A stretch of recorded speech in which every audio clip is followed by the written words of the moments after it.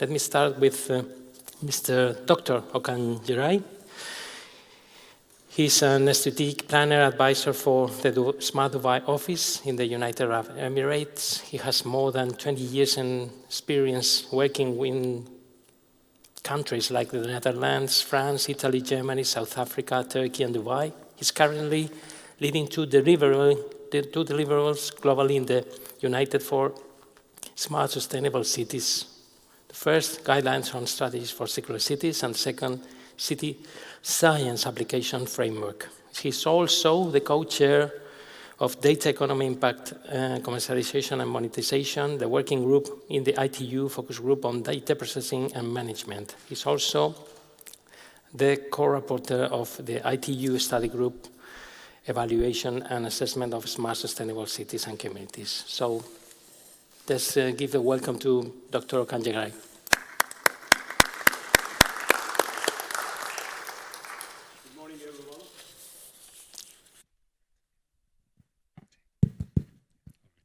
Good morning, everyone. In the next 10 minutes, I want to talk about the focus group deliverables that we were able to produce in the last 2 years in ITU. There was a focus group for data processing and management, and there were 5 working groups under it addressing different topics. Working group 5 was about data economy, actually. It's about commercialization, monetization, and impact assessment. So I'm just going to take you through the results that we have come up with.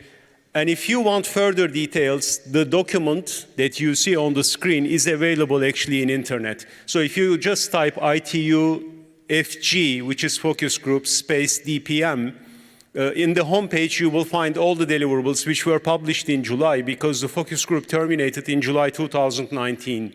So we started in 2017 and then finished the deliverables by 2019. And this is also available online in case you are interested.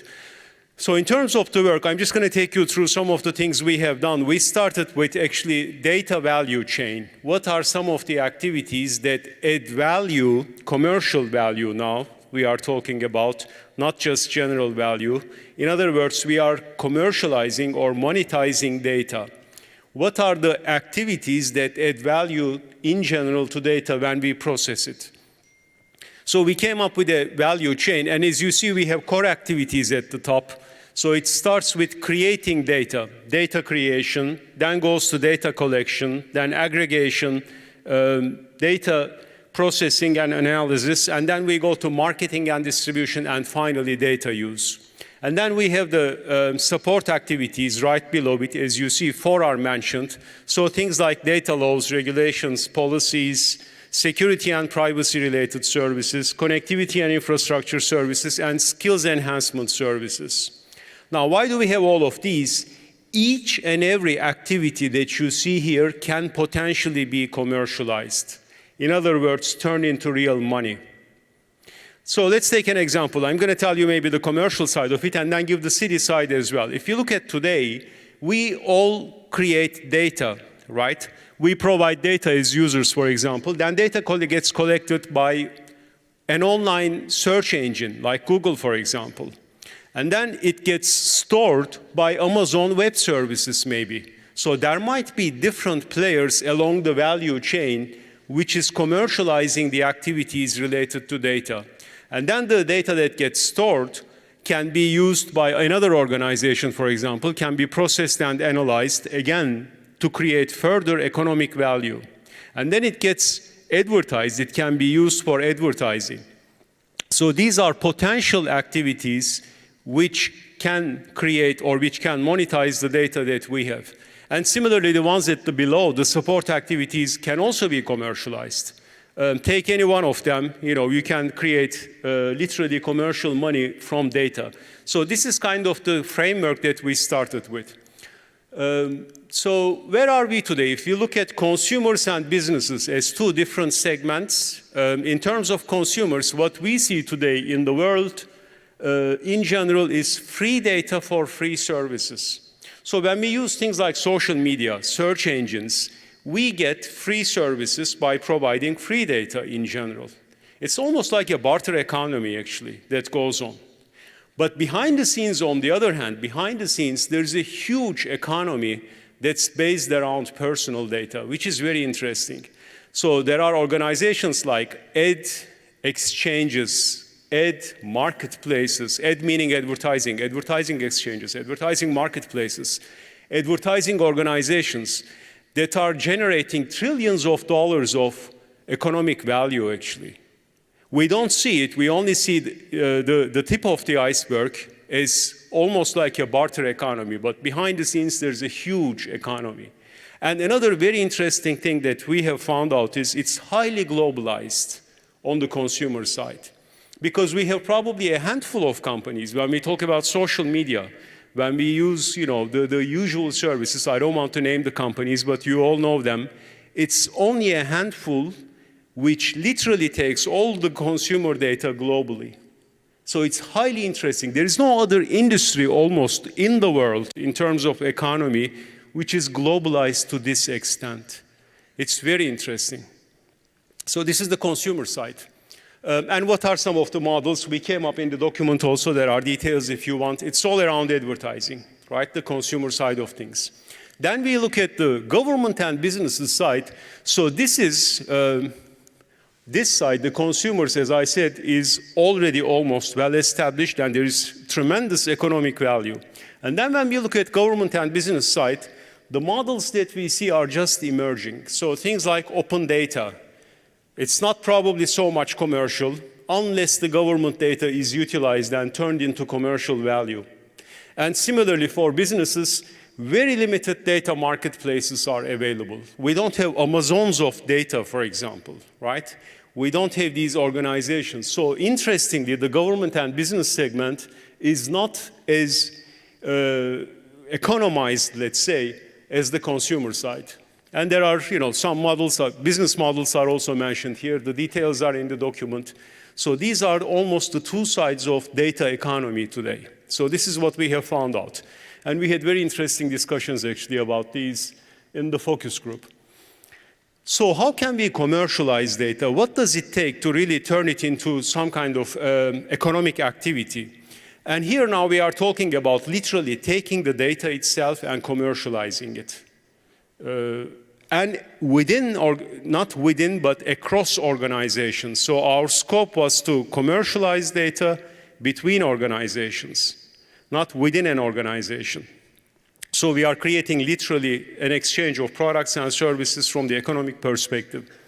So we have to monetize the data. And how do we do that? We have to value the data.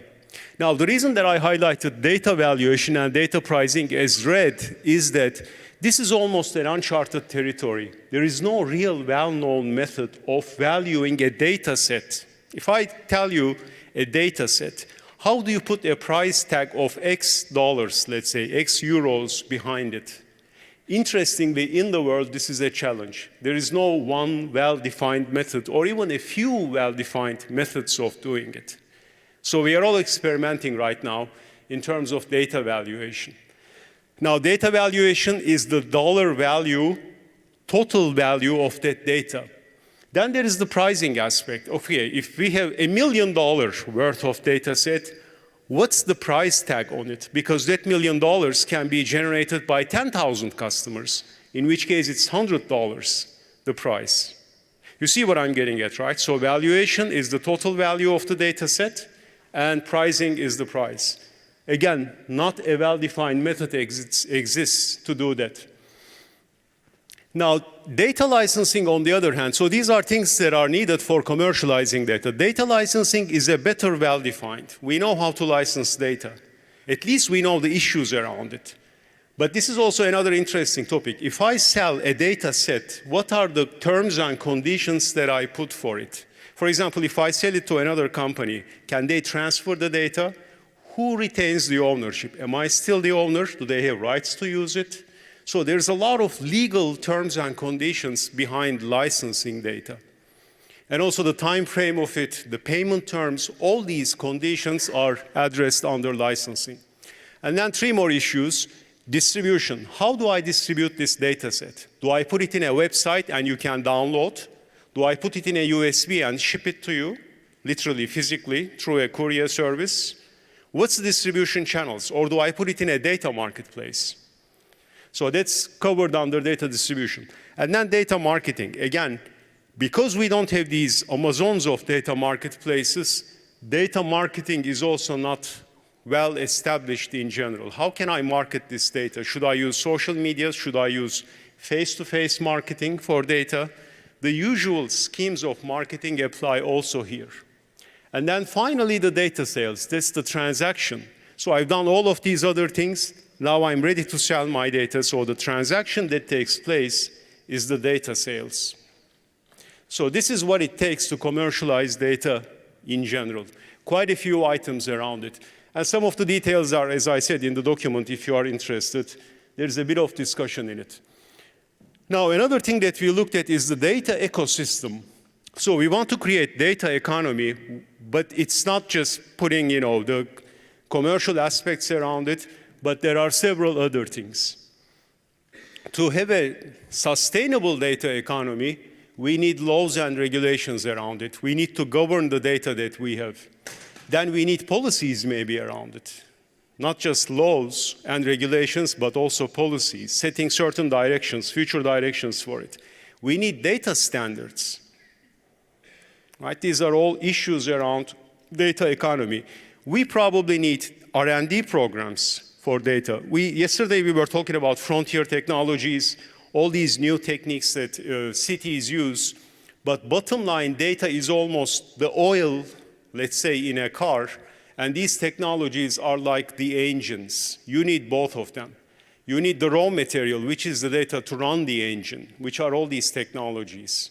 So R&D programs are important, skills are important around data, and to have a sustainable long-term economy, we also need maybe the usual economic financial incentives, maybe tax reductions for new startups, and several other things around it. Maybe we need data entrepreneurship. We need new young people that can use data to do things for cities, for companies, for organizations in general, and also platforms availability, so they can leverage, capitalize on what's available out there in terms of processing the data. So these are issues around the ecosystem. Now, because of time, I'm not going to go into details, but the last thing that we did is, can we do an impact assessment for data economy? And we identified 3 dimensions around it: social impact, economic impact, and environmental impact. The data economy that we create can have actually an impact in terms of all these 3 dimensions. So the impact assessment can entail these 3 dimensions. Optionally, you can do 1, 2, or 3, all of them. That's up to your impact assessment in terms of scoping it. All these are actually mentioned in the document, how you can also apply the impact assessment. Now, as I mentioned, there is actually probably more unknowns than knowns. I will take a very neutral stance and say that we don't have all the answers for data economy. We have ideas. There are a lot of models that are being tested out there. Cities are trying things. Industries are trying things, but not everything is discovered. And we have certain market failures. If you remember, I said consumer segment is very strong, but the business and the government segment is not so strong at the moment. Do we have market failures? Does the government have to intervene and boost data economy, do certain things in the short run, use maybe certain incentives? These are all open questions for us. So there's a list that I put here, but this is probably a short list of all the pending actions or pending items for further research. What's the right governance policy also for data, governance framework and policy in general for data?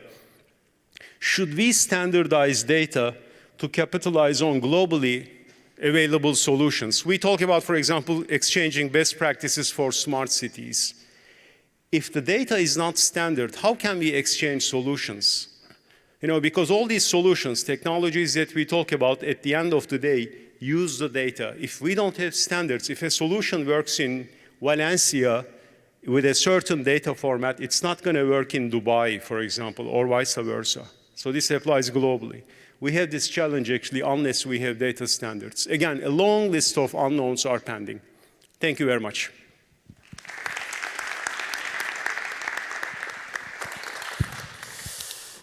Thank you very much, Mr. Geray.